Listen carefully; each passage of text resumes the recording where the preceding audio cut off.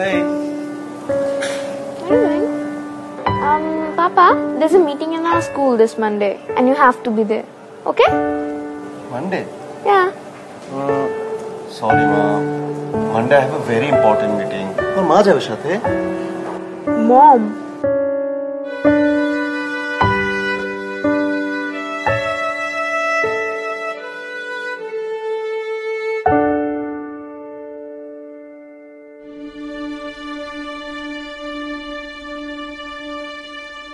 Orange.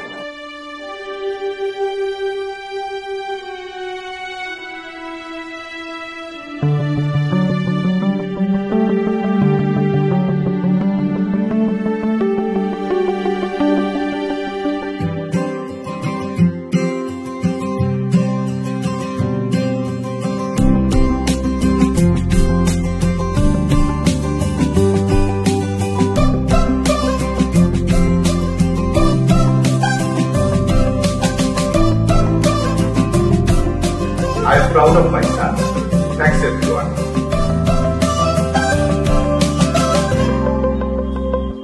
We will hear about Binti's progress. I would like to request Binti's mom to come to the stage and say something about her daughter. Please come to the stage.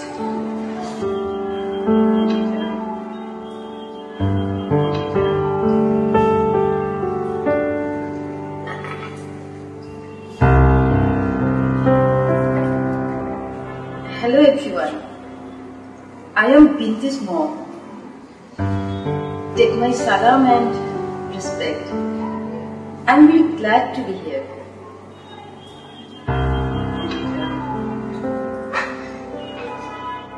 Sorry, আপনারা যদি কিছু মনে না করেন, আমি আসলে বাংলায় আপনাদের সামনে কথাগুলো বলতে চাই।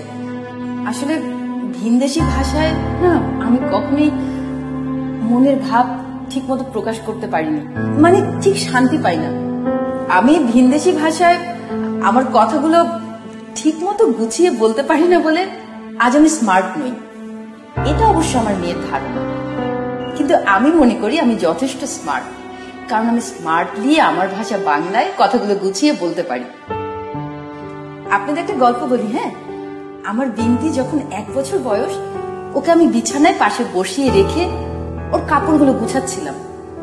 হঠাৎ শুনতে পেলাম মা। কিছুক্ষণের জন্য না আমি থমকে যাই, তারপর দৌড়ে গিয়ে ওকে কোলে করে মুখের সামনে এনে আবার জিজ্ঞাসা করলাম, বলো তো মা। মা, আমি আবার ওকে জিজ্ঞেস করলাম, বলো মা। ও বলল মা। ওরকম খুশি না আমি আমার জীবনে আর কখনো হইনি। আমি সাথে সাথে ফোন করে বিন্তির বাবা, দাদা, দাদু, নানা কাছে সব মানুষকে জানালাম, জানো জানো আমার মেয়ে না আমাকে মা বলে ডেকেছে।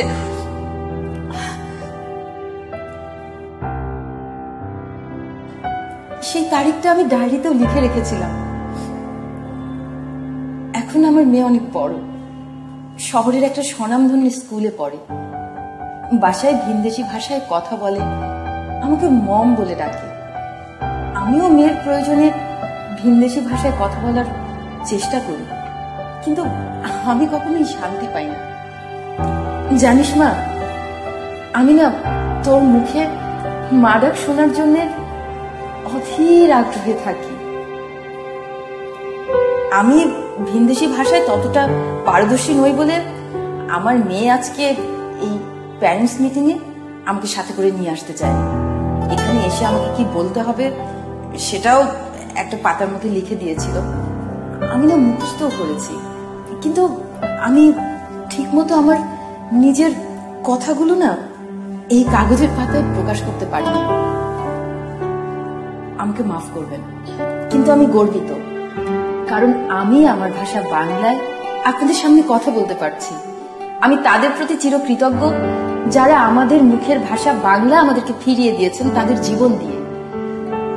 আমি জীবন দিয়েও তাদের ঋণ কখনোই শোধ করতে পারবো না।